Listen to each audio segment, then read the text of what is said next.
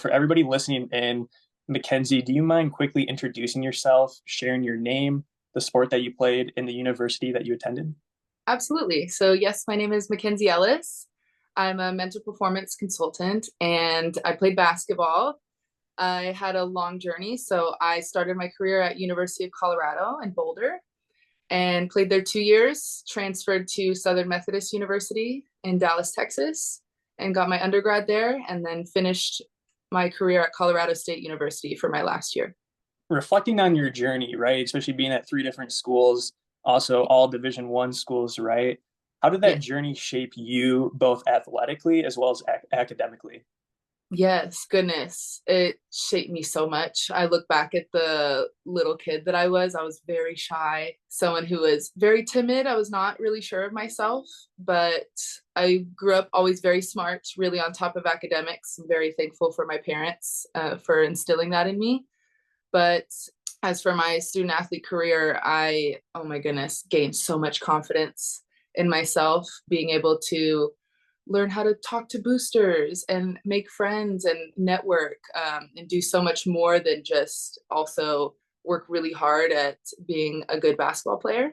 So it helped me a lot. It's given me so many friends that I still have to this day. And it's brought me exactly where I am right now. The good things that I experienced and also the things that weren't the best have put me into this career field that I never knew about and didn't think I would be here. I always imagined I would be coaching or be in the medical field, but I'm so thankful for the field of sports psychology and being able to help athletes in the way that I wish I could have been helped. But yeah, I'm so thankful. And I love school. I'm just now finishing my second master's. So excited. I'll be graduating this May. So yeah, been a student for a long time, but I'm so thankful for my experience. It's shaped me so much into the person I am today and what I want to do in my career. Yeah, and I think kind of looping back to what you said early on as far as hey, I'm talking to boosters, I'm kind of doing all this type of stuff, right? Being Mhm. a Division I basketball player.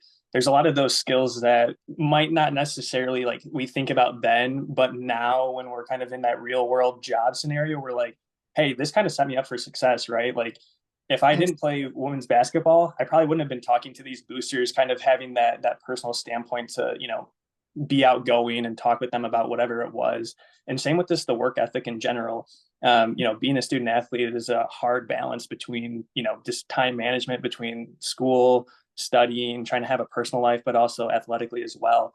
And piggybacking off of that, do you mind kind of sharing how you were able to maintain a healthy balance and relationship between athletics as well as academics during your college career? As I said before, so thankful for my parents and really doing a good job starting early. I remember even being in like second grade and my sister and I could not go outside and play until our homework was finished. So definitely always was get my work done and then I could go have fun. So I brought that with me, but I'm also so grateful for the universities I attended with. I had so many resources available, having study hall, tutors available to me. And so I think the biggest thing was just taking advantage of those things, but also learning about myself. So tutoring was great for me. However, I love to talk. So study hall was not beneficial for me. I would just love to go and talk to all the other athletes and be a little bit of a social butterfly. So wasn't good for them or for myself. But I found that since I recognized that about myself, that taking time and having a quiet space to do my work really helped me. I was able to do really, really well academically and also recognizing season timing. That was another big thing. So even scheduling classes after my first year, I recognized that spring, I don't want to have a heavy workload just because now we're traveling a lot more. I'm going to be missing class a lot. And so I would make my fall schedule a lot heavier since our season would start later. So a lot of trial and error, things like that, learning what works for me so that I can create something to set me up for success.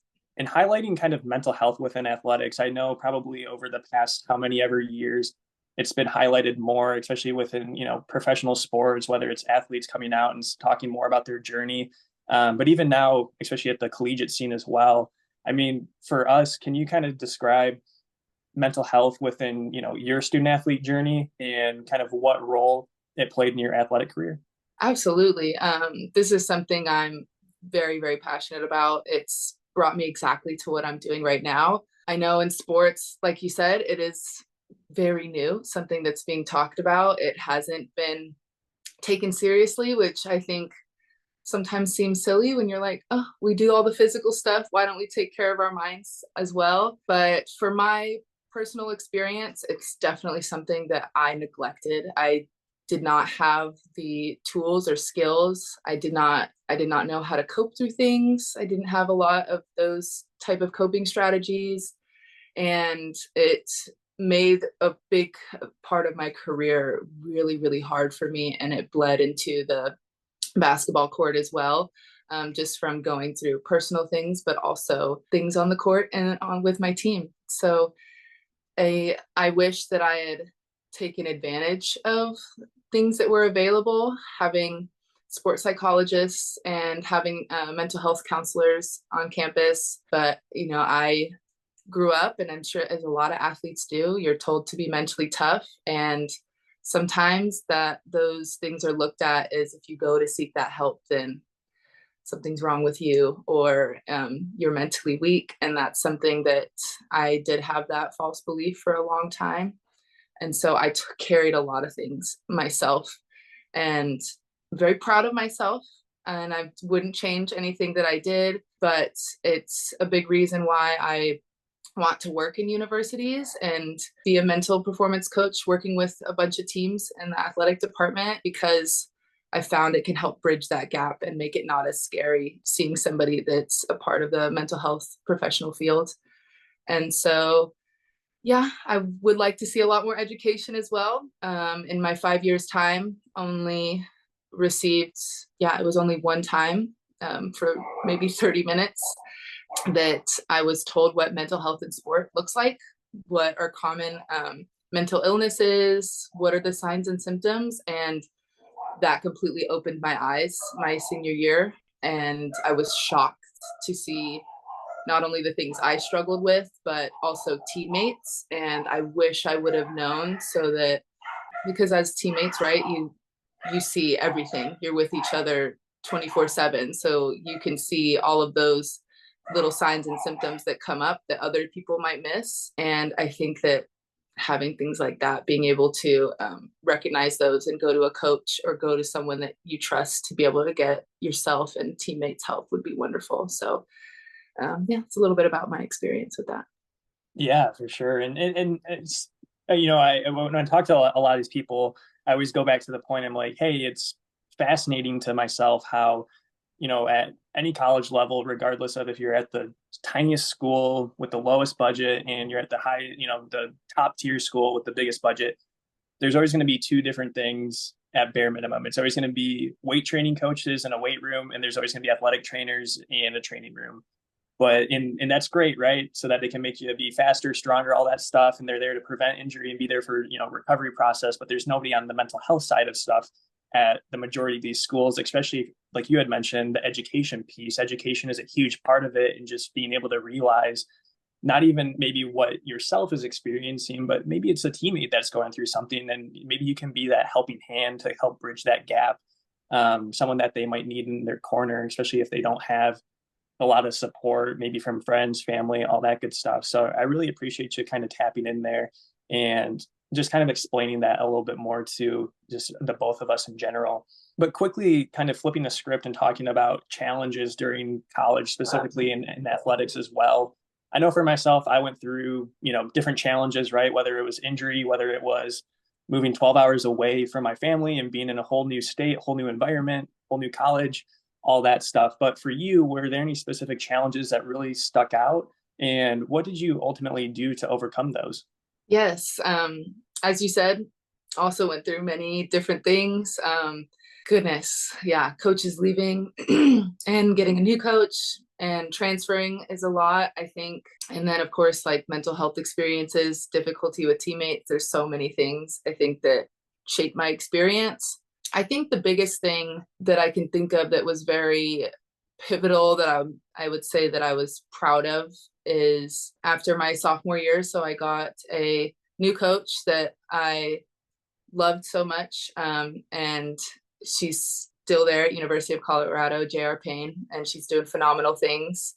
And so being there for her first year, we definitely went through a lot of bumps in the road and a lot of great changes were being made. And unfortunately, there was a lot of things internally with teammates stuff that was just not healthy. And then, of course, with new coaches after that last year, having teammates being asked to leave, big changes being made. So going through that hard time, I made a choice to choose myself. And that's something that I've always had a hard time doing. I love putting my teammates and other people first. So I realized that the reason that I went to Colorado in the first place was for my teammates. That's what I fell in love with. I loved the school. I loved the faculty and staff and everything else, but the sole reason was my teammates, and they were the ones that helped support me and get me through so much.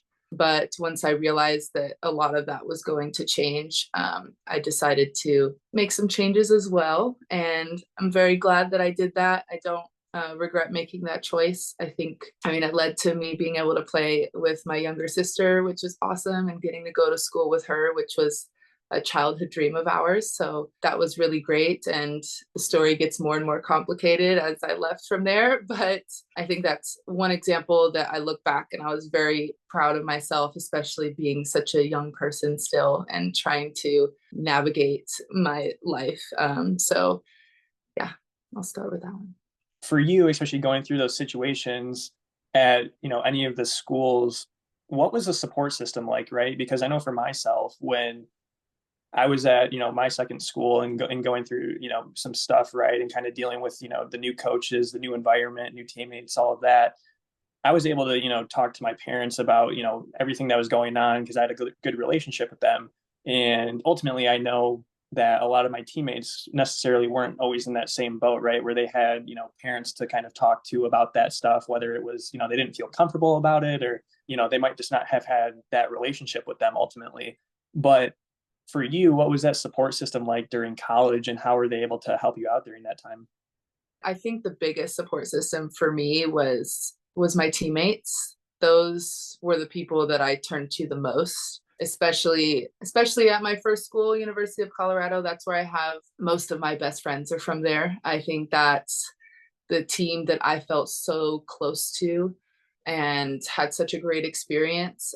But at my other schools as well, I still had other teammates that really helped me get through a lot of hard stuff, and that was really special for me. And like yourself, I also had parents that I could turn to. I know, gosh, I called them so much. Sometimes I think they were so annoyed. But even I would call, I'll never forget my freshman year calling my mom at 5 a.m, like, I don't want to go. I don't want to go to this workout. They said meet at the bottom of a mountain. I don't want to go. But I'm so thankful for them as well. I know that they, at least just listening to me was so huge, and I'm a big verbal processor. So being able to just talk through what I was experiencing was so helpful. So I thank both of my parents for that. And yeah, I think that I definitely had some resources at other schools. Like I said, I don't think I took advantage as much as I wish I did. But another big one at the other schools that I'm sure a lot of athletes can relate to, but my athletic trainers were probably my therapists for a while. As well as at least when I was at SMU, my strength coach there, love her so much, and she was a big one that I turned to a lot, especially since I was a redshirt. That felt like my coach for that year, since get a lot of extra workouts with her. So yeah, had a lot of people that, at least on staff, that I would take advantage of once I got a lot more comfortable and gained more confidence. So I'm thankful I had a really good support system throughout my career.